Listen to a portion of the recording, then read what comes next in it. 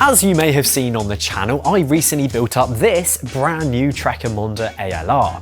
I spec this bike from the ground up, choosing a mixture of components that would balance high performance with cost, while also factoring in what a typical ride actually looks like.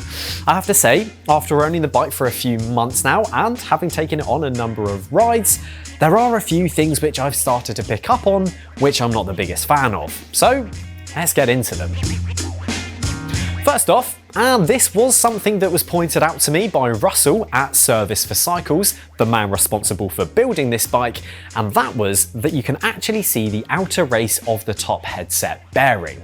Usually this isn't possible because most bikes tend to have a seal which sits on top of the bearing to help protect the bearing from ingress from liquids and debris.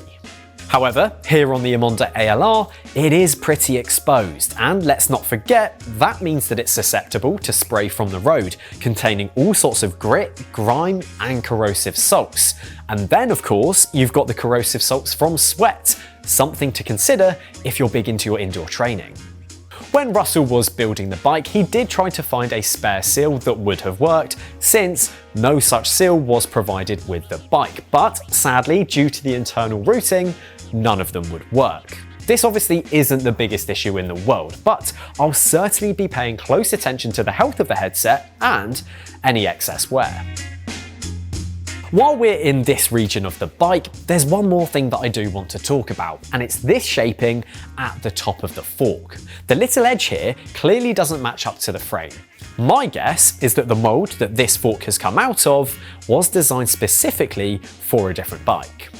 Since it does look markedly different to the current generation of carbon Emonda, my guess is that this could be the new fork for the new Emonda. Yes, it is a very small detail, but it's one which I've picked up on and it just gives me a bit of a brain itch. It would have been really lovely if the fork was flush and seamless with the head tube to make for some really satisfying shaping. The reason why it might not be is due to the aerodynamic shaping of the fork and Trek's decision to favour this attribute over aesthetics, which I do respect. But if I'm going to be a nitpick, then it would have been nice to see this being flush. Russell didn't just have something to say about the headset, but he also picked up on some of the metalwork on the inside of the frame. He did mention how nicely the head tube had been finished off, with no sharp edges, no burrs, or anything else. The head tube was what you would expect to see on a premium alloy frame, but the bottom bracket shell does tell a different story. When Russell came to route the rear brake hose, he noticed how sharp the metalwork was at the join between the non-drive side chainstay and the bottom bracket shell. He could feel a very obvious edge on the metal, and it was enough of an edge to worry about what it could do to the rear brake hose. Over time, had the brake hose been left to rattle around inside the frame, it could have easily worn into the housing and caused the rear brake to lose all hydraulic pressure, essentially leaving me without a brake. And you can imagine how quickly that would happen during a ride.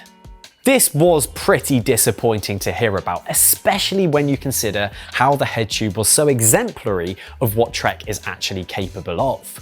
To ensure I wouldn't have any issues in the future, Russell did have the forethought to cable tie the hose in place, ensuring that it wouldn't rub on the inside of the frame, and instead be held completely securely. If someone were to have a failure though, this could be pretty bad for Trek, so watch out.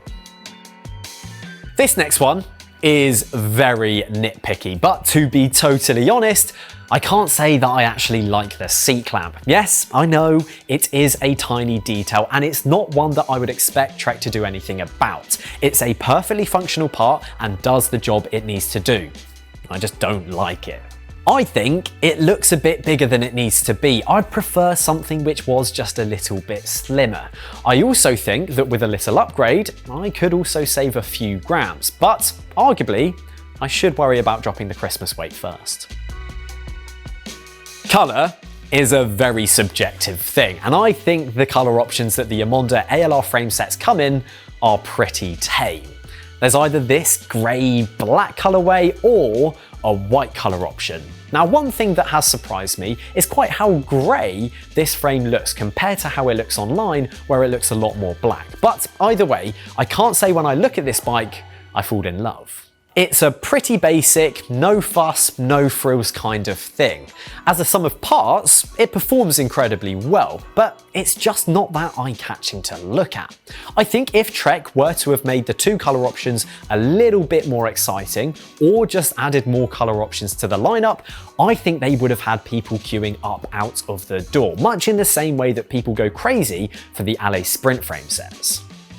The good thing is, colours can always be changed, and I think once I can commit to a new colourway, I will get this bike resprayed. So if you have any ideas as to what I should do to paint this bike, then drop them down in the comments below, because I may just take your advice. Lastly, I've had to transport my bike in the car a few times now, and that's meant putting it in the boot, or for you Americans, the trunk. And that means that I need to take out the front wheel. But what I've found is that when I come to reinstall the front wheel, the wheel doesn't slot into the dropouts in the same way that other through-axled bikes do. Instead, you're left playing a small amount of guesswork in trying to align everything in the air while also trying to push in the through-axle and tighten it up at the same time. Usually, on a front wheel, you can often slot the wheel into place and then slide the through-axle in and tighten it up. However, on this bike, it's more akin to fitting a rear wheel, which can be inherently a bit more tricky. Again, it's a very small issue, and it's one which hardly ruins my day-to-day enjoyment of the bike, but it's just a small annoyance that occurs when transporting the bike. In retrospect, using the word hate is actually quite strong. I think the bottom bracket QC, seeing the top headset bearing, and the colour, well, those are the things that I care most about. The other points are more just things of annoyance. Because on the whole, and despite everything I've just said, I absolutely love this bike. The overwhelming positives completely outweigh the small things that I don't like.